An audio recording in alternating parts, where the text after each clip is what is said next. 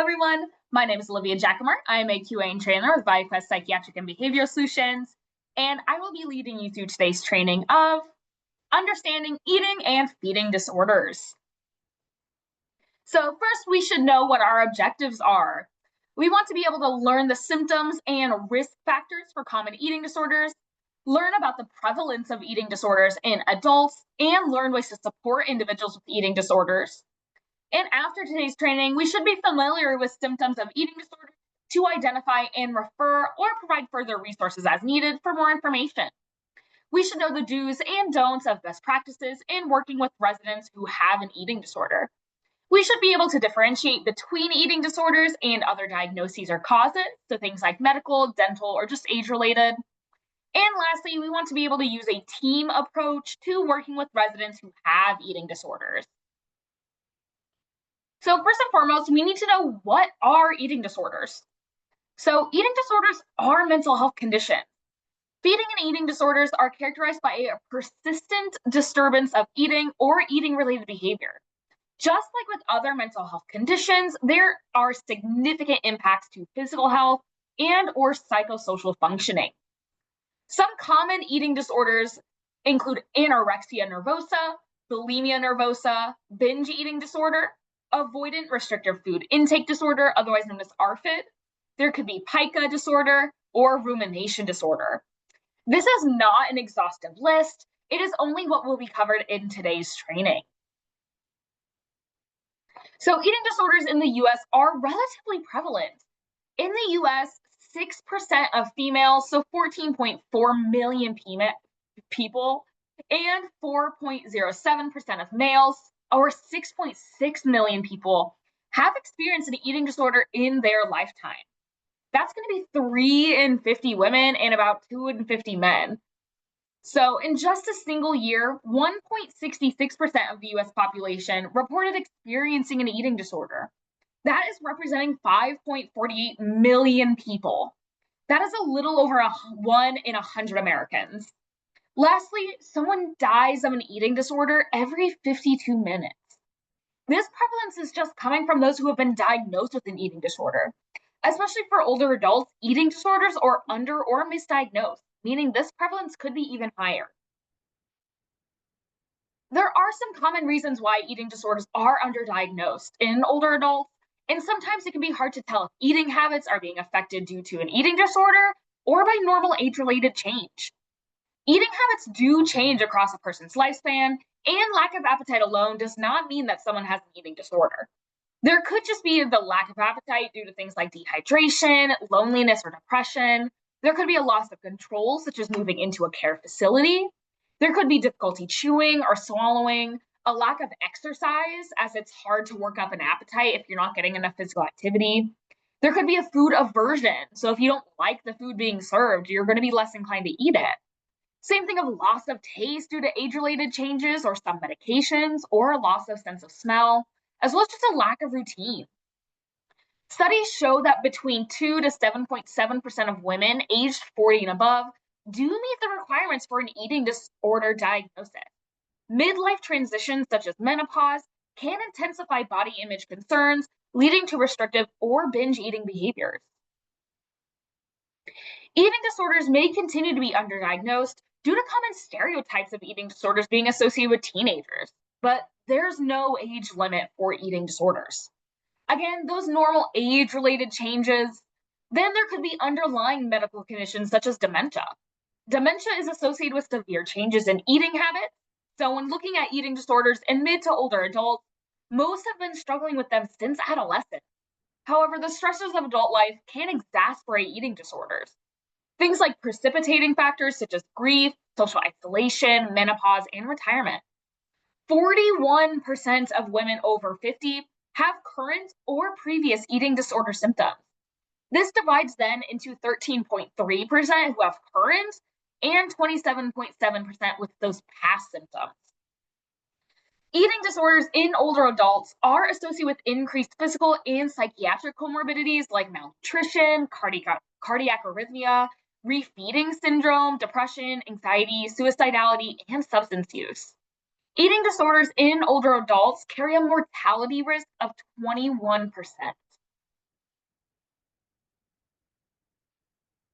So next we're going to take a quick look at a video here regarding older adults and eating disorders.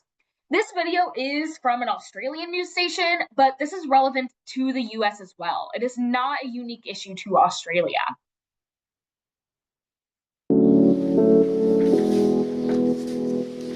For close to 50 years, June Alexander was at war with her thoughts. I've eaten today 6 crackers, mixed veggies, 2 soup cubes.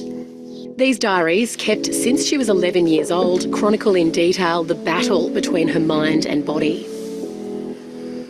My history with anorexia began when I was 11 years old in grade 6 at a one-room primary school in country Victoria. I finally started to get the right help and the right diagnosis in my early to mid-30s. And recovery took a long time. Anorexia was a constant presence throughout her adult life. One thing about an eating disorder, it's extremely isolating and secretive.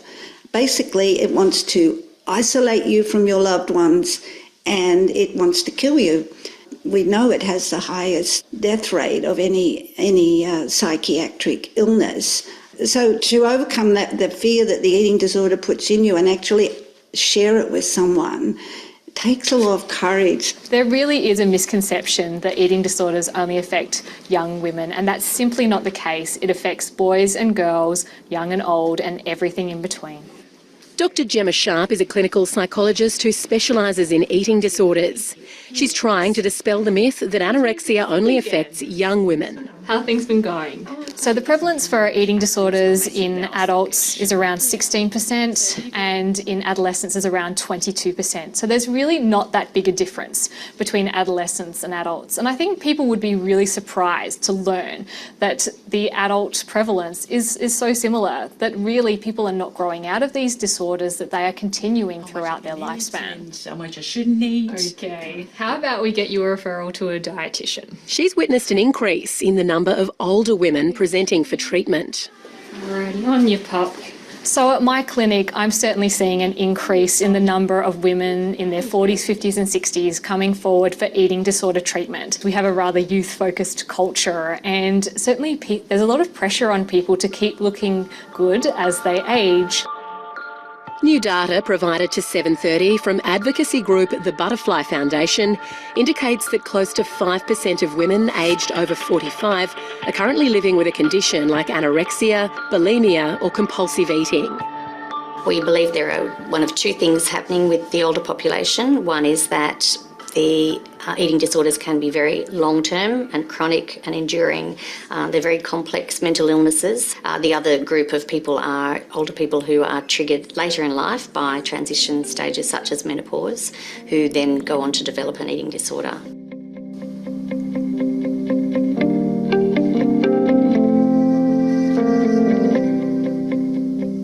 Dina Davis has struggled with body image most of her life. I haven't talked about this in public ever before. In some ways, I'm hoping this will be therapeutic for me and relieve the sense that I've had most of my life of shame and secrecy. As a teenager in the 1950s, she was given electroconvulsive shock therapy in an attempt to stop her negative thoughts.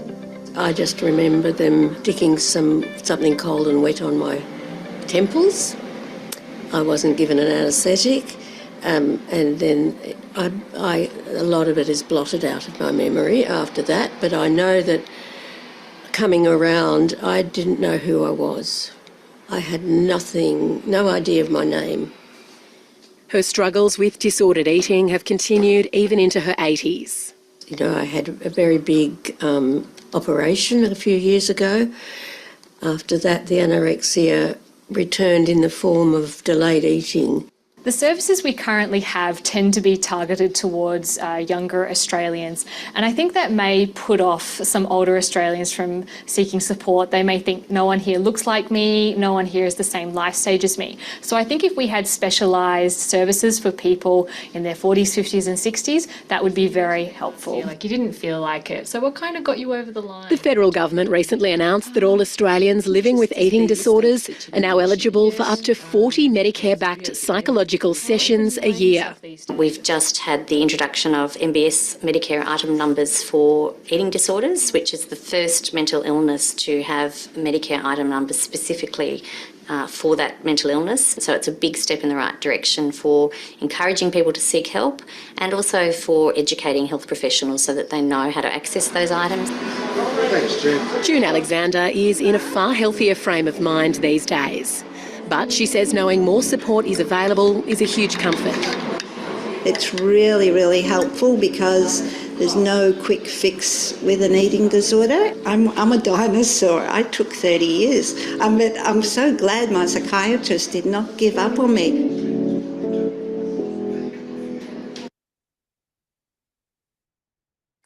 Hi, I'm Lee Sales. Thanks for watching this story.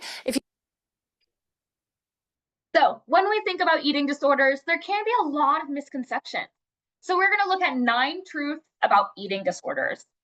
This is coming from the Academy for Eating Disorders, an organization that promotes education, treatment, and research regarding eating disorders. First, many people with eating disorders may look healthy despite being extremely ill. Not everyone with an eating disorder is underweight or fits the stereotypical look associated with those eating disorders. Most families of people with eating disorders are actively involved with getting their loved ones care and should not be blamed for their family member developing an eating disorder. Eating disorders are very serious illnesses that affect every aspect of a person's life. This includes their physical, emotional, and social health and should not be minimized. Eating disorders are not something that someone chooses and are often caused by biological factors that we will cover later in this training. Eating disorders can affect anyone. While they are more common in some populations, they do not discriminate and can affect people of any gender, race, age, body size, and more. Eating disorders are very serious illnesses and carry an increased risk of death. A 2009 study found that people with anorexia were about 6 times more likely to die than the general population, with 1 in 5 of those deaths being due to suicide. And eating disorders run in families. This is probably due to a combination of genetic and environmental factors. Even though genetics play a part in developing an eating disorder, that's not going to be the whole picture. We should be getting a holistic view to determine why an eating disorder may have developed. There is hope, and most people recover from eating disorders, especially if they get into treatment early. We will be getting into some of the reasons for the development of eating disorders and best interventions and treatment options further in this training today. So we're going to start with some of those common eating disorders. So we will look at anorexia nervosa here. So anorexia is perhaps the most well-known eating disorder, but it isn't actually the most common. Anorexia involves an intense fear of weight gain and having a distorted body image. In the US, 9% of women are diagnosed with anorexia.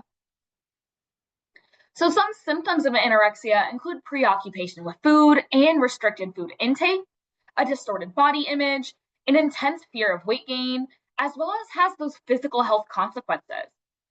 Please note that these are going to be general symptoms and they might look different in one individual to the next. One person may not have every sign and symptom at all times, but may have them at others. And then there are those behavioral signs of anorexia, such as the preoccupation with food, dieting, and body image. There might be an avoidance of meals and situations involving food. There could be ritualistic eating habits and denial of hunger or refusal to eat. So avoidance of situations involving food might look like self-isolation. A person struggling with anorexia might consistently turn down invitations to social events where food is served for fear of other people noticing that they aren't eating or noticing their distress around food. Ritualistic eating habits will look very different from one person to the next, but might involve things like weighing out all their food or keeping a meticulous food diary, fasting for certain hours or even days. There are physical health consequences that are associated with anorexia, including amenorrhea, so delayed or stopped menstruation, osteoporosis or weakened bones, anemia and vitamin deficiencies, especially getting into iron or zinc, as well as muscle wasting and heart irregularities. Anorexia is really affecting the entire body and system. Next, we will look at binge eating disorder. And binge eating is not just eating a big meal. When we say large amounts of food here, we mean eating so much in one sitting that the person may feel physically ill and in pain. So they might want to stop eating, but feel like they can't. These episodes of binge eating happen repeatedly and cause the person to feel distressed and out of control. So there are these repeated episodes of this binge eating. Binge eating is actually the most common eating disorder in the US and affects about 2.8 million people. Some of those symptoms of binge eating include those episodes of binge eating, the feelings of distress, shame, or self-loathing, and those physical consequences of the binging. Behavioral signs include the preoccupation with food and eating, avoidance of eating in public, as well as low self-esteem and body dissatisfaction. The physical consequences for someone with a binge eating disorder includes obesity, type 2 diabetes, high blood pressure, high cholesterol, and gastrointestinal issues. Similar to binge eating disorder is going to be bulimia nervosa. So bulimia involves those repeated episodes of binge eating. However, after those episodes, it is followed up by compensatory behaviors. These compensatory behaviors, which can also be called purging. The stereotype usually involves self-induced vomiting. However, this is just one type of compensatory behavior. Others include things like laxative misuse, excessive exercise, and fasting. These behaviors are often happening in secret. So bulimia affects 1.5% of women and 0.5% of men. Some of those common symptoms of bulimia include those binge eating episodes, the compensatory behaviors, the negative body image, as well as those physical health consequences. Behavioral signs of bulimia include frequent trips to the bathroom after meals, swollen cheeks or jaw, calluses on hands from self-induced vomiting, preoccupation with food, dieting, and body image, as well as there may be mood swings and irritability. The physical consequences for someone with a binge eating disorder includes electrolyte imbalances, gastrointestinal issues, dental problems such as erosion of tooth enamel, dehydration, heart issues, and muscle weakness. And getting into the less known eating disorders, we will first look at ARFID here. So ARFID is avoidant restrictive food intake disorder, and this involves that extreme avoidance of most food. So it's not just picky eating, it is going that step forward of that. So picky eating doesn't really result in those significant health issues, and ARFID does. So ARFID involves severe food restriction leading to those nutritional deficiencies, significant weight loss, and impairment of daily functioning. Unlike previous eating disorders covered, ARFID is not driven by concerns about weight or image. ARFID affects about 0.3% of the US adult population. It usually begins in infancy or early childhood, but can persist into adulthood. It often will coincide with other diagnoses like anxiety, OCD, or autism, but is distinct and can be its own diagnosis. So the symptoms of ARFID include that food avoidance or restriction, so avoiding or restricting food due to sensory characteristics, whether it's taste, smell, or appearance, fear of adverse consequences like choking, vomiting, or discomfort, and a lack of interest in eating food. So interference with personal life, so issues eating socially or maintaining a balanced diet, leading to increased stress and social isolation, or there's the absence of body image concerns. So, unlike those eating disorder, again, ARFID doesn't have that body dysmorphia or a fear of weight gain that's attached to it. And then there are those physical health consequences. The behavioral signs include highly selective eating.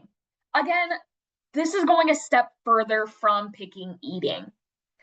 And there could be anxiety over unfamiliar or disliked foods, difficulty eating socially, as well as reliance on supplements to meet nutritional needs. The physical consequences include significant weight loss. There could be a failure to grow or develop in children and adolescents, anemia, osteoporosis, those weak, brittle bones, and weak immune functioning. All of these physical consequences are a result of a lack of nutrition from that avoidant and restrictive intake. Next is pica disorder. This involves eating non-food substances on a regular basis. So it could be dirt, chalk, or paper. Pica can lead to serious health issues like poisoning, gastrointestinal blockages, and nutritional deficiencies. This behavior must be inappropriate to the person's development level. So pica in adults is often associated with developmental disorders, pregnancy, mental health conditions like OCD and schizophrenia, and has those nutritional deficiencies. The symptoms of pica include repeatedly eating non-food substances. So like, again, chalk, dirt, clay, or paper. It could be collecting and hiding non-food substances, a lack of interest in regular food. The behavioral signs of pica include secrecy around eating, compulsive attraction to certain textures and smells, as well as social withdrawal or embarrassment. There are those physical consequences of pica. These include those GI or gastrointestinal issues like constipation, diarrhea, pain, or bloating.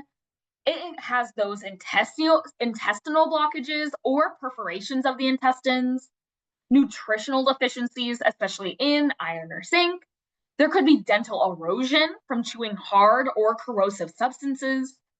Lead poisoning is more likely when eating things like paint chips and soil, and may also be poisoned by other substances. As well as there could be things like parasitic infections from things like soil or even animal hair or fur. And next is rumination disorder. This involves the repeated regurgitation of food or liquid. This means that the person may re-chew, re-swallow, or spit out food. A quick note on rumination disorder is that medical causes must be ruled out. So this means someone who is struggling to chew or swallow food due to dental issues may consistently spit out their food, but this does not mean that they have rumination disorder. Rumination symptoms involve things like voluntary regurgitating food on a regular basis, re-chewing, re-swallowing, or spitting out food, no apparent distress, gagging, or nausea while engaging in this behavior. The behavioral signs are that people may find regurgitating food to be soothing or habitual. They may eat much more slowly than others, seeming to be chewing long after actually eating. There could be an avoidance of eating in public and avoidance of certain foods. Just like with other eating and feeding disorders, the physical consequences of rumination include malnutrition, social isolation, dental erosion, and those gastrointestinal problems. Lastly here, there is an other specified feeding or eating disorder. This includes a range of conditions that might not meet the full criteria of the other feeding or eating disorders, but still pose a serious risk and health concern. So other specified feeding or eating disorder includes things like atypical anorexia nervosa. So this is the same restrictive eating and fear of weight gain. However, there is the factor of the person not being underweight. There could be purging disorder. So having those purging and compensatory behaviors like vomiting, laxative misuse, or exercising, but without the binge eating episodes. And there's night eating syndrome, so excessive eating after dinner and during nighttime awakening. This condition often occurs with insomnia, and people with night eating syndrome are aware of their episodes.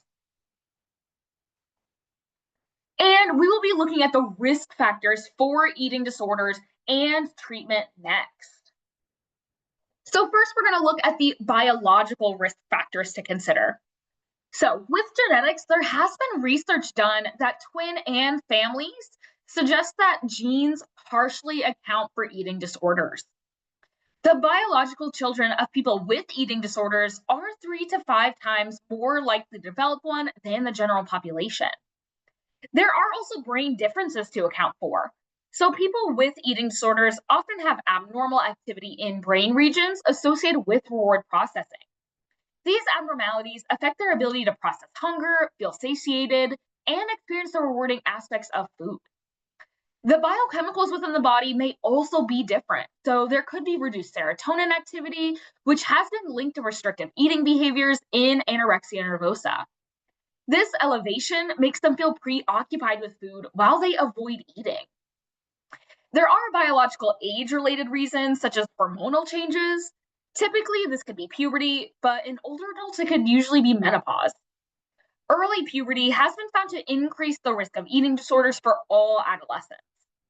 Those with chronic illness may be predisposed to developing an eating disorder, and medication side effects have been known to make a difference. And then there are those psychological risk factors. First, just personality traits.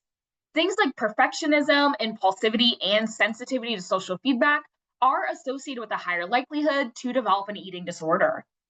These traits lead to rigid eating patterns and an intense focus on body image. Comorbidity is extremely common for those with an eating disorder, so mental health issues like anxiety, depression, and emotional dysregulation can lead to disordered eating as a coping mechanism. This creates a worsening cycle where distress and disordered eating really reinforce each other. Then there is negative self-image. So body dissatisfaction and low self-esteem are major psychological risk factors, often exacerbated by unrealistic beauty standards and the internalization of social ideals. Environmental risk factors come up for things like caregiver characteristics. So with caregiver characteristics, there comes an emphasis on thinness or perfection. So personal eating disorder histories or low self-esteem, concern with their child's weight or shape, judgment about eating habits or food choices, lack of emotional support or warmth, all can lead to the formation of an eating disorder. There is the ACEs to consider, or the adverse childhood experiences and trauma. So childhood sexual, emotional, and physical abuse, or just stressful life events such as a loss or family separation, weight-based bullying from friends and family, and discrimination play a role. There may also be a part with institutional food environments. So this is going to be things like food served in places such as long-term care facilities, hospitals, schools, or even prisons. Lastly, if there has been a loss of independence, so when individuals feel they have no control in an area of their life, they may look to other areas that they can control. There are those sociocultural risk factors. So the social determinants of health, for instance. So access to resources of all kinds can influence the risk for eating disorders. Food insecurity can activate binge eating due to irregular eating patterns and the fear of food scarcity. Discrimination and bias, so people with large bodies are often subjected to negative stereotypes and behaviors that can cause stress, increasing their risk for an eating disorder. Men and people with atypical anorexia are also less likely to be diagnosed due to assumptions about what people with eating disorders look like. There is the acculturation. So beauty ideals in the US can complicate the stress of adapting to a new culture. This then increases the risk of eating disorders. Acculturation may include embracing an ideal of thinness. Then social media. So social media use is tied to risk for eating disorders, especially among adolescent girls and young women. The risk of body dissatisfaction increases with time spent on appearance-focused sites. There are specific populations more at risk of developing the eating disorder. So first, women and girls. So eating disorders are more common in females than males, and women and girls often face higher expectations regarding their appearance and are more vulnerable to social media influences. Then athletes. So athletes in sports emphasizing weight or aesthetic appeal are at risk for eating disorders. So examples of these sports include things like wrestling, boxing, gymnastics, dance, swimming, and cheerleading. And then LGBTQ plus individuals. So gay and bisexual men, as well as transgender people, are at a higher risk for eating disorders than cisgender or heterosexual individuals. Their risk often is related to experience with discrimination, internalized stigma, and the lack of social support. And people with medical conditions, so people with gastrointestinal disorders, things like IBS or Crohn's disease, diabetes, and autoimmune conditions often focus more on diet and body dysfunction, which then increases their risk for an eating disorder. And lastly, the bariatric population. So people who have undergone bariatric surgery are at an increased risk for eating disorders due to dietary restrictions, rapid weight loss, and ongoing body image concerns. And like I mentioned earlier, mental health comorbidities are highly common. These are things that people with eating disorders often struggle with on top of their eating disorder. Things like anxiety disorders, obsessive compulsive disorder, OCD, mood disorders, ADHD, impulsive control issues, non-suicidal self-injury, those self-injurious behaviors, as well as suicide risk. And we're going to look at the stages of change just quickly here. So first is pre-contemplation. So we're going to go ahead and associate these stages of change with an eating disorder. So pre-contemplation, the person does not see anything wrong with their eating habit. It's not that big deal. It helps me stay thin, or I have no reason to change. And then there will be contemplation. So they are starting to recognize that something needs to change, but aren't really sure where to start or if they want to change. So I want to have a normal relationship with food, but that sounds really hard. Next is preparation. So the person is taking steps towards changing and making plans. They might be researching treatment programs, talking to their support network, or finding information about eating disorders. Then there's action. So this person will be taking concrete steps to address their eating disorder, actively participating in a treatment program, actively engaging in different eating habits. And lastly, there is maintenance, maintaining the progress made. So avoiding disordered behavior and engaging in food in a healthier way. These stages of change can apply to any kind of behavioral or lifestyle change. It can be helpful to normalize relapses of disordered eating behavior as well. So some individuals may fall back into patterns of disordered eating upon transition into a facility due to the massive change to their daily life and loss of autonomy. Even if they hadn't had disordered eating for a long time prior, it still makes them more predisposed to develop it again. So relapse is a normal part of any kind of lifestyle change and can be an opportunity to learn about triggers and barriers so the person can plan for these in the future. These are common treatments that are associated with eating disorders. And just a quick note on this, all of these must be done by licensed therapists, but are good options to pursue. So there is cognitive behavioral therapy. So CBT is a type of therapy that focuses on thoughts and the ways our thoughts affects our feelings and behaviors. The idea is that changing the way you think about something can help you to feel and behave differently. Then there's family-based treatment options, which focuses heavily on a family approach for eating disorder treatment. The therapist is working closely with family members, not just the individual with the eating disorder, to create a structured and supportive environment. There is dialectical behavioral therapy, or DBT, which helps people manage strong emotions and reduce harmful behaviors by teaching skills like mindfulness and other distress tolerance skills. There's exposure therapy, which helps people face things they fear or avoid, like certain foods, in those small manageable steps, so those things feel less overwhelming over time. Then there is the Maudsley model of anorexia nervosa treatment for adults. This is a holistic model designed specifically for adults with anorexia. It uses several elements from CBT and DBT and adapts them for use with adults with anorexia.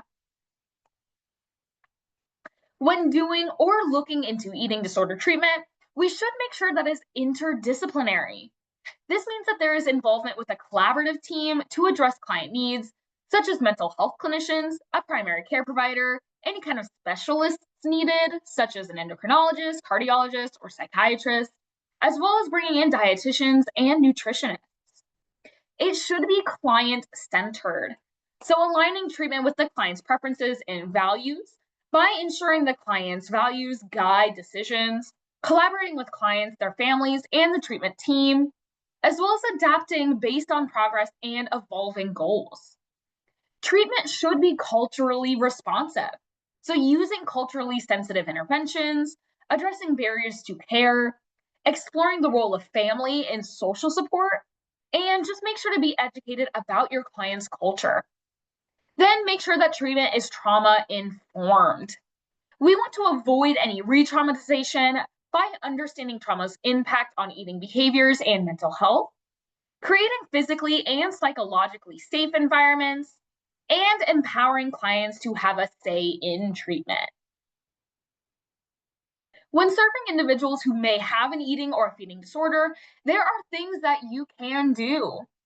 First, try to help residents stick to consistent meal times, ensure a calm and pleasant dining atmosphere by minimizing noise and keeping the dining spaces clean, and offer privacy to individuals who feel self-conscious eating in front of others. Some residents might respond to one-on-one support at mealtime. Second, don't criticize someone's eating habits by telling them they're eating too much or too little. If you're concerned that someone is showing signs of disordered eating, you can instead try asking them open-ended and non-judgmental questions about how they're feeling, or voicing your concern in a more compassionate way. So instead of saying you need to eat more, try something like, I've noticed you aren't eating very much. Is there anything I can do to help? Third, compliments on weight loss are typically well-meaning, but they can overemphasize a person's weight and may even reward disordered behavior, resulting in weight loss. Unless you are a healthcare provider specifically discussing the resident's health, don't comment on their weight. Fourth, if you notice the resident is showing signs of disordered eating, such as refusing meals, hoarding food, being overly concerned with body image, say something to their physician or nursing staff. If it is within your role to do so, be sure that you are thorough in recording the resident's food and fluid intake. Fifth, whenever possible, offer multiple options for meals and snacks and allow the resident to choose what they prefer to eat. Avoid infantilizing them and allow them to make their own decisions about what they eat when possible. Sixth, eating disorders are chronic illnesses, meaning they are not a choice that the person is making and are likely to be something the person struggles with for a long time. Despite our best efforts, they may not be ready to make a change, and progress can be undone when new stressors are encountered. So think about those stages of change that we had went through earlier. Here are some helpful resources that can be helpful for not only you in learning more about eating and feeding disorders, but may be helpful for an individual with a disorder as well. So that is all that I have for you today. If you do have any further questions or concerns, feel free to watch this video again or reach out to your supervisor. Otherwise, have a great day.